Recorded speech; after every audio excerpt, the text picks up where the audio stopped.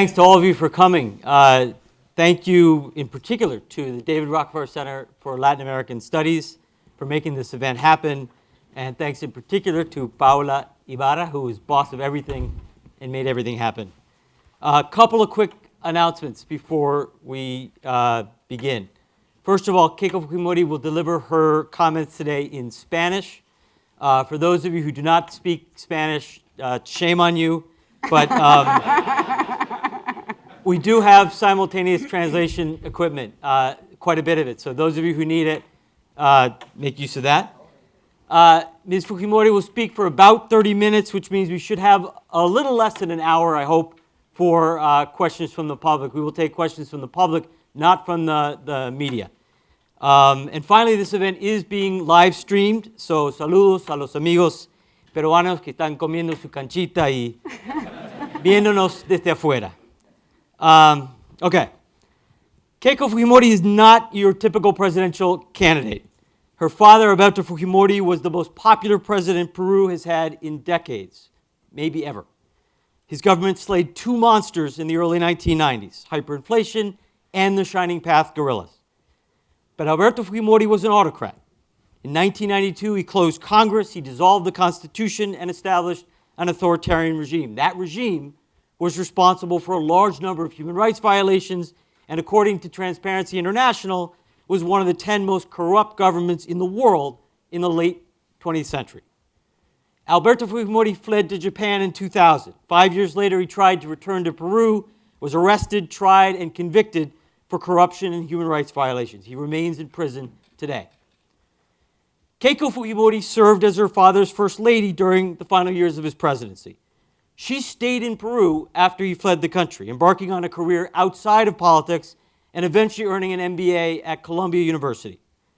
But Alberto's arrest in 2005 pulled Keiko back into the political arena.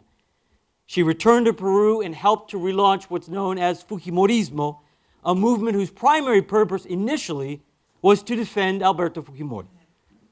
Now, at the time, 7-8 years ago, most observers of Peruvian politics, myself very much included, did not take Keiko Fujimori very seriously.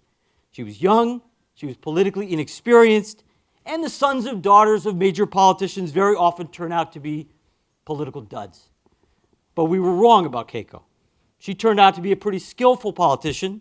She worked hard, she learned quickly, she developed a real popular touch.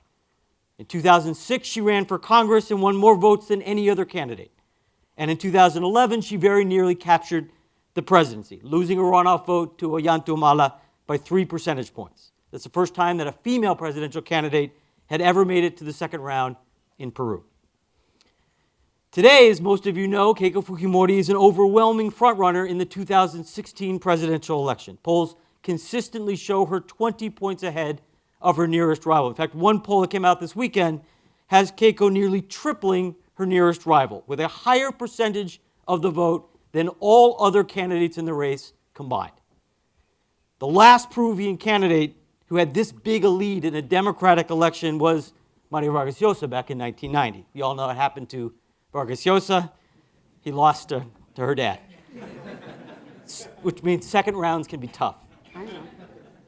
So Keiko Fujimori may have entered politics 10 years ago to defend her father, but she has now very clearly established herself as a formidable politician in her own right. Ms. Fujimori has also done something very unusual in contemporary Peruvian politics and something that her father never did, and that is build a political party. Over the last 3, 4, 5 years, she has traveled incessantly across Peru, opening up new branches and recruiting candidates for the Fujimorista party, Fuerza Popular. And today, Fuerza Popular is the single largest political party in Peru, stronger even than the historic populist party, APRA. But questions remain about what kind of party Fujimorismo is. The last time that Fujimorismo governed Peru, it destroyed Peruvian democracy and massively corrupted the Peruvian state.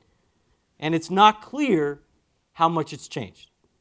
Back in 2011, many of us opposed Keiko Fujimori's presidential bid because Fujimorismo had not broken with its authoritarian path. It had not shown a lot of remorse for the abuses of the 1990s. It had not fully, unambiguously embraced regional human rights norms, and it retained within its ranks many prominent figures from its authoritarian past. 5 years later, there continues to be a certain amount of ambiguity, uncertainty surrounding Fujimorismo's commitment to liberal democracy and to human rights. We don't know, for example, whether President Keiko Fujimori would pardon her father. We don't know what role Alberto would play in Peruvian politics were he ever to leave prison. We don't know whether a Fujimorista government would fully respect the inter-American human rights regime. Her father's government did not. We don't know whether a Fujimorista government would carry out the recommendations of Peru's Truth and Reconciliation Commission or whether it would scrap them. It is my hope that Ms. Fujimori will address some of these issues today. Now, I should note, this is not a particularly friendly crowd for Keiko Fujimori. Harvard is full of what right-wing Peruvians call caviares, progressive human rights types. So accepting our invitation to come here took quite a bit of courage. Now, that didn't surprise me. I've gotten to know Keiko a little bit over the last few years, and even though we're in different political camps, I've always found her to be remarkably frank, open to dialogue, and highly respectful of alternative and even opposing viewpoints. And I'm going to ask that we treat her with the same openness and respect. We invited Keiko Fujimori to Harvard in a spirit of pluralism and open dialogue. This is, after all, a university. We're here to learn. And we don't learn very much talking all the time to people that we agree with. We learn from talking and listening to people with different experiences and different points of view. And in that spirit, please join me in warmly welcoming former Congresswoman and Peruvian presidential frontrunner, Keiko Fujimori.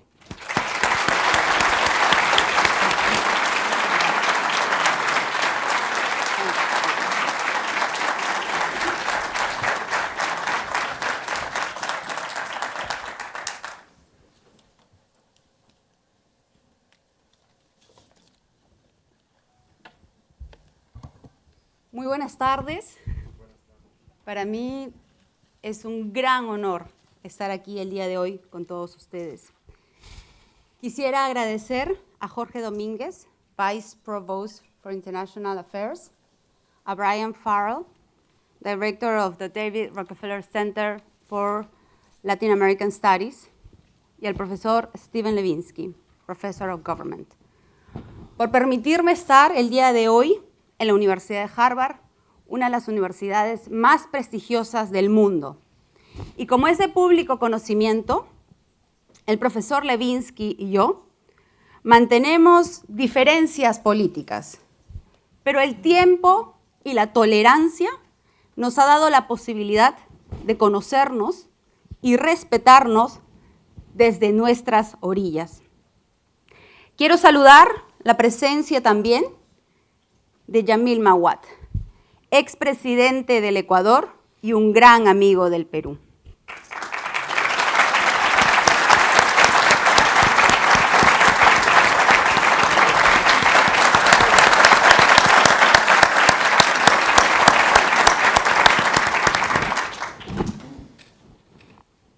Es un honor estar aquí para tener la oportunidad de contarles las experiencias de mi vida, mis proyectos y mi visión del Perú.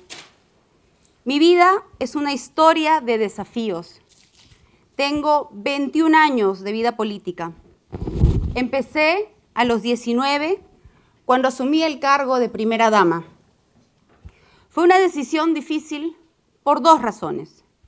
Primero, porque era muy joven y tenía planes personales como muchos a esa edad.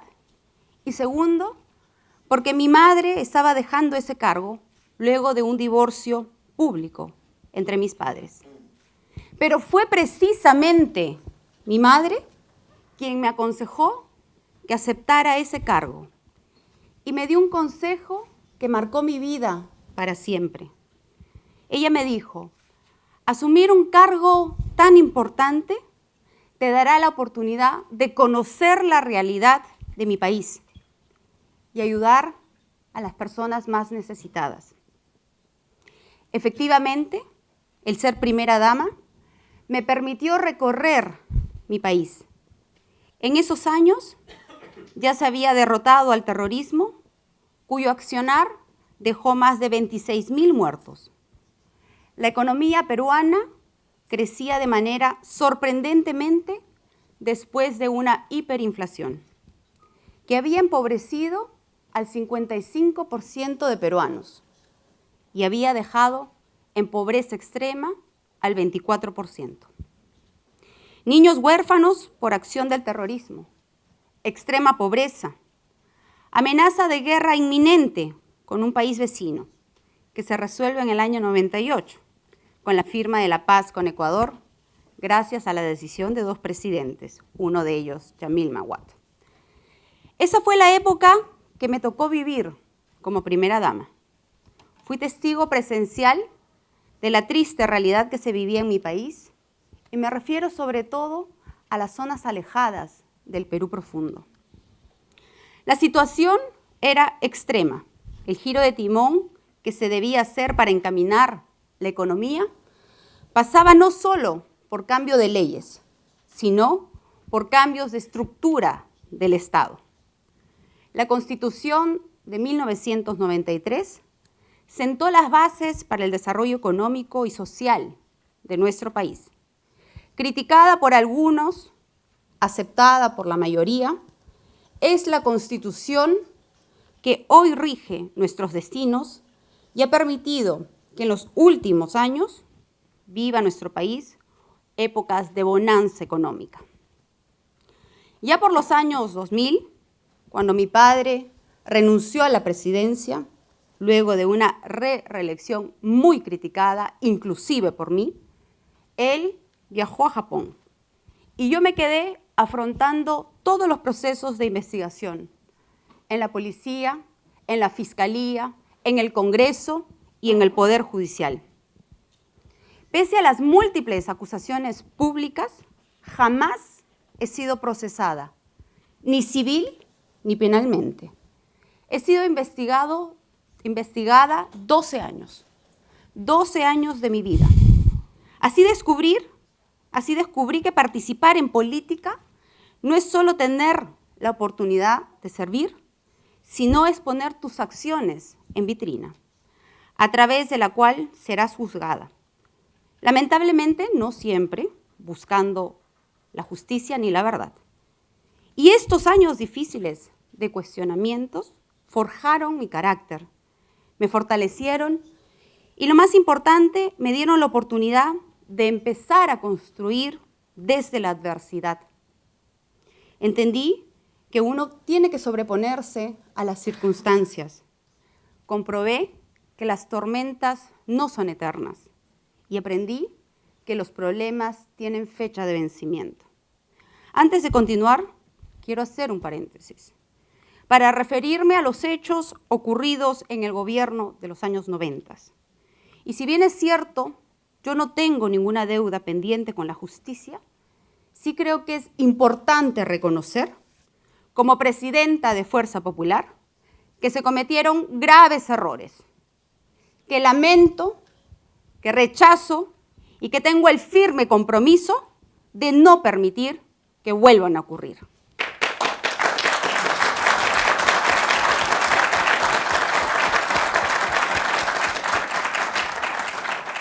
Permítanme regresar a mi historia. Por el año 2003, seguí preparándome. Entré a la Universidad de Columbia. Fue la etapa quizás más normal y común de mi vida. Era una estudiante universitaria, como muchos de ustedes. Recuperé mi tranquilidad y mi privacidad. Y un 6 de febrero del 2003, en las escaleras de Columbia Business School, conocí a Mark, nos enamoramos y luego nos casamos. A fines del año 2005, comprobé inexorablemente que la política marcaba mi vida. Estando mi padre detenido en Chile, un grupo de dirigentes fujimoristas me pidieron que regrese al Perú para candidatear al Congreso de la República. Luego de reflexionar profundamente y hacer las consultas del caso, a mi esposo. Tomamos la difícil decisión, ya que Mark venía trabajando en IBM y yo estaba cursando mi tercer año de MBA. Pero decidí, con el apoyo de Mark, aceptar el reto de participar. En esta elección del año 2006, recibí la primera gran satisfacción personal en el mundo de la política. Fui elegida como congresista con la máxima votación en la historia de mi país.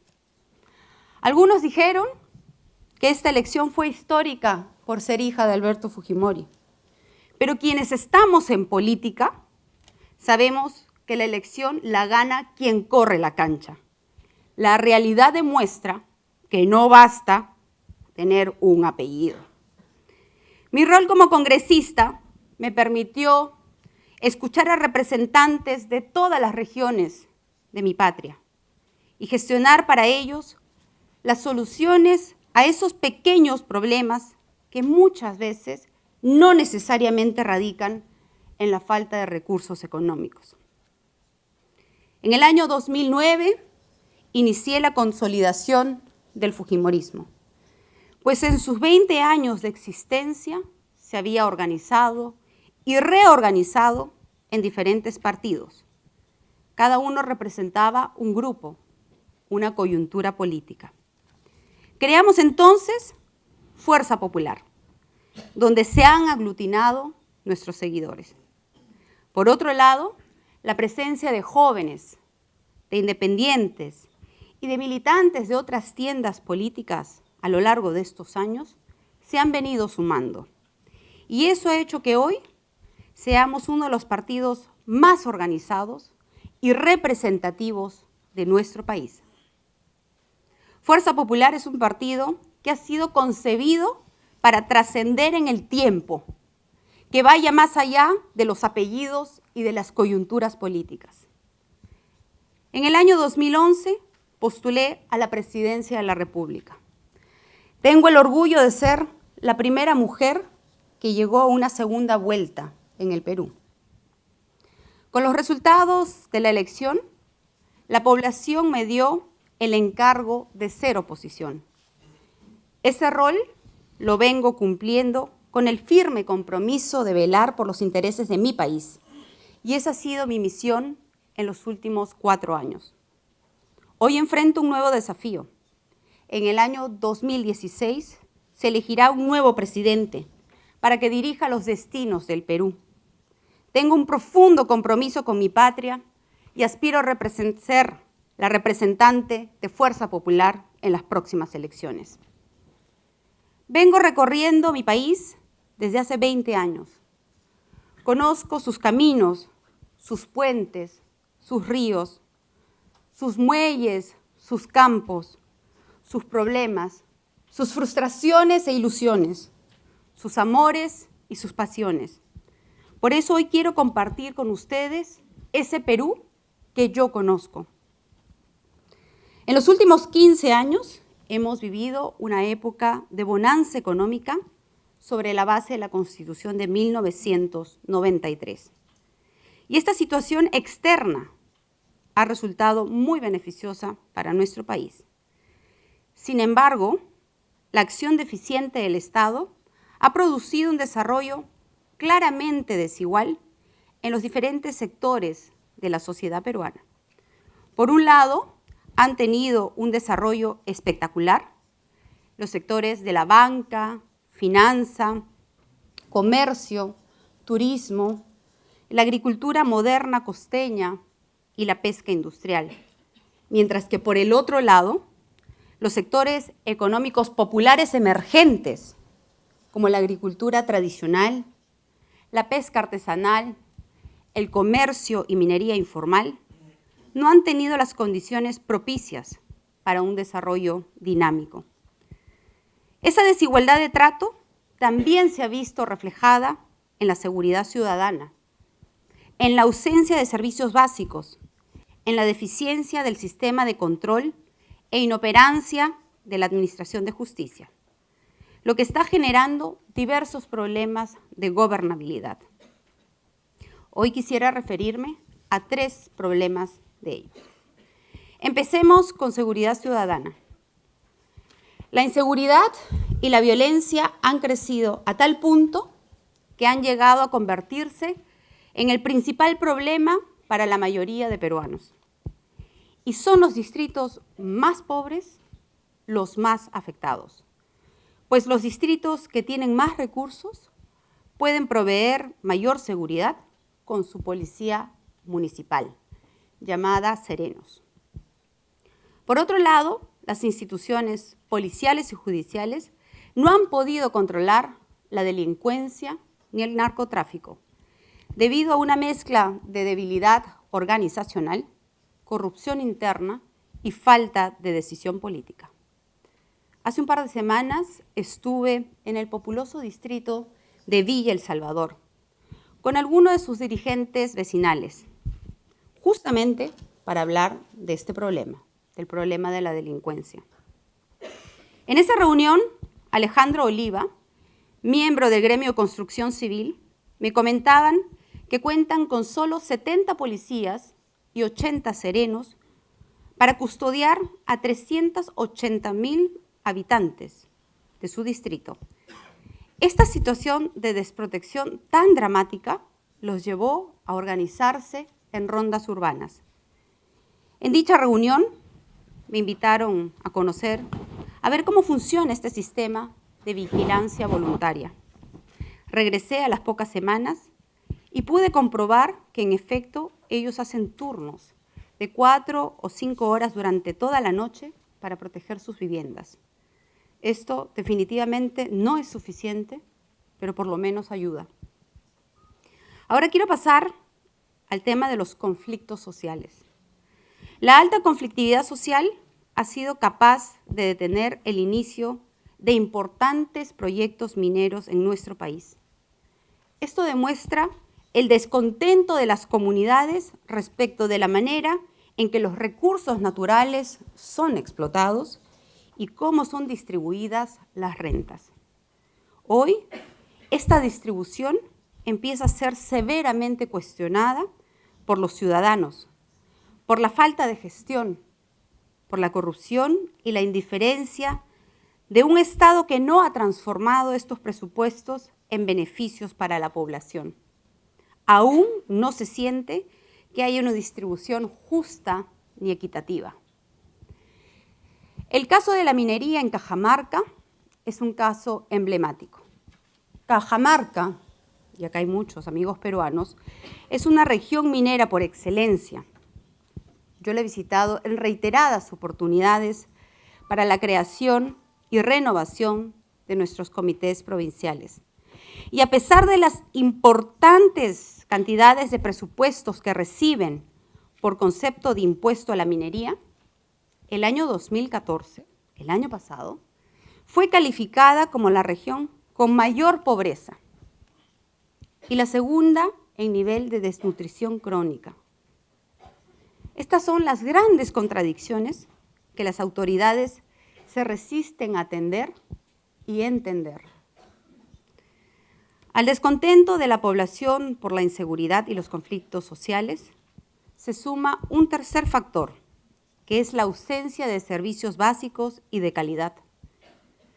La ausencia de servicios de calidad, todavía para la gran mayoría de peruanos, en especial para los más pobres, es producto de un Estado desarticulado, incapaz de atender las necesidades de los ciudadanos. El Perú está creciendo y eso es innegable, pero tampoco podemos creer ni hacer creer que ese crecimiento necesariamente se está convirtiendo en desarrollo. Y eso lo digo porque hace 2 semanas estuve en la Sierra de Moquegua, provincia de Sánchez Cerro, a más de 3.700 metros sobre el nivel del mar, donde hasta la fecha hay un gran déficit de carreteras, pero además todavía no cuentan con los servicios básicos de agua y desagüe. Alguien podría decirme, claro, es porque estás en la zona rural del Perú. Y yo le contestaría que eso no solamente ocurre en la zona rural del Perú, sino también en la capital. Ahí en el distrito de Comas, por ejemplo, tuve una reunión de trabajo con el asentamiento humano Vista Alegre, donde habitan 17 habitaciones de vivienda. Y ahí conversaba con el señor Córdoba, un dirigente vecinal, y me contaba que no tienen agua ni desagüe, pese a que viven en esa zona entre 8 a 10 años. Esto demuestra que hay un Estado todavía a espaldas de la población, que ni siquiera pueden atender estos problemas estando en el medio de la capital. Para enfrentar estas debilidades institucionales, consolidar el crecimiento económico, garantizar las libertades individuales y la libre competencia, Fuerza Popular propone un Estado al servicio de todos, con igualdad de oportunidades, basada en los siguientes principios. Fuerza Popular trabajará para consolidar las libertades individuales y económicas, para que cada peruano sea dueño de su propio destino, de sus emprendimientos, de su prosperidad y las de su familia. Fuerza Popular apuesta por un Estado que cumple con un rol compensatorio en favor de los más necesitados. Es decir, el Estado tiene que asumir la responsabilidad de igualar la cancha para que todos los peruanos podamos competir con una base mínima de condiciones. Fuerza Popular ofrece un partido político sólido, con representación democrática de sus bases en todo el territorio nacional, con elecciones abiertas de sus dirigentes y con comunicación permanente con la militancia, para garantizar que las grandes mayorías puedan así hacerse escuchar y ser incluidas en la economía y la política del país. Todo lo antes expuesto nos lleva a plantear una forma de gobernar distinta que traerá consigo una nueva relación entre gobernantes y gobernados. Es decir, que concebimos un Estado moderno, renovado y justo, que deberá construirse sobre los siguientes 5 ejes.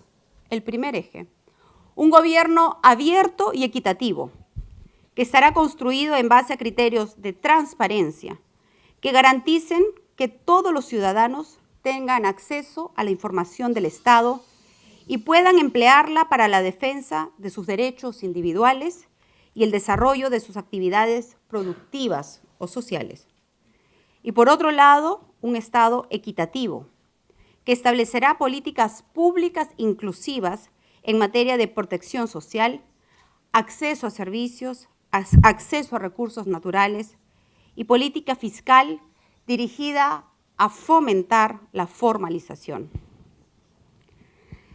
Segundo eje, gobierno técnico, planificador y con sentido de urgencia. Es necesario continuar y ampliar la profesionalización del servicio civil para que los puestos públicos sean otorgados en base a mérito y desempeño. Las gerencias públicas promoverán la calidad del servicio y establecerán una nueva forma de gestión, reforzando la capacidad del Estado de responder a las exigencias de la ciudadanía. Un Estado que fortalezca las coordinaciones y el planeamiento entre los distintos niveles de gobierno para establecer metas de alcance nacional que beneficien a todos los peruanos independientemente de la zona en la que vivan. Tercer eje, Estado de Derecho. Se fortalecerá la independencia de las instituciones vinculadas a la Administración de Justicia. El Ministerio Público y el Poder Judicial garantizarán la protección de los derechos humanos e individuales. Haremos del Perú un país cumplidor de leyes en lugar de ser un país plagado de leyes. Cuarto eje, tanto Estado como sea necesario. Estaremos donde la población lo demande. Creemos que debe haber un Estado amigo y promotor, que distribuya de abajo hacia arriba, única manera de derrotar la pobreza. Creemos también en la inversión con responsabilidad social. Privilegiamos el rol protagónico de los emprendedores para nivelar las oportunidades. Quinto eje, un Estado promotor del conocimiento. Nada genera más movilidad social que la educación, por lo que basaremos nuestra reforma en una educación de calidad, a través del Estado, en favor de todos los niños y niñas del Perú, brindándole igualdad de oportunidades para que a través de la educación logren salir del círculo vicioso de la pobreza. Es necesario cerrar estas brechas, es necesario también educar, pero no solo para el trabajo, sino para crear ciudadanía, impartiendo valores que promuevan una convivencia solidaria y empática, que es la que permita que reconozcamos, aceptemos y valoremos la diversidad. Proponemos al país que la educación se convierta en un vehículo poderoso para desterrar la prepotencia y la intolerancia, que enseñe a aceptar y respetar la diversidad económica, social, cultural y política.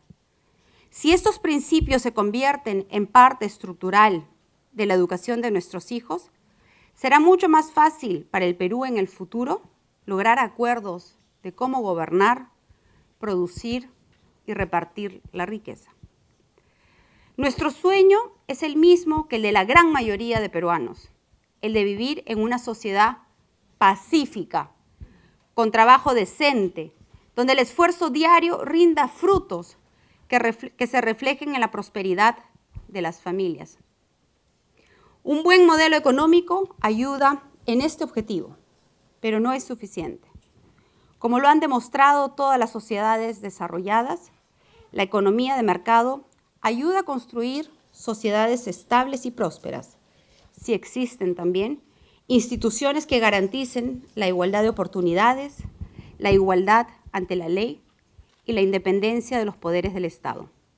Le dimos al Perú un modelo económico.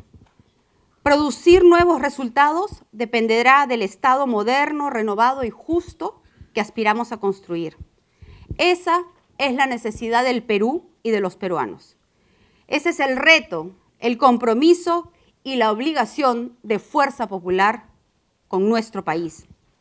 Ha sido para mí un honor estar aquí con ustedes y presentarles al Perú, mi patria, un país bendecido por su biodiversidad, su pluriculturalidad, su rica historia, pero lo más valioso, su gente. Muchas gracias.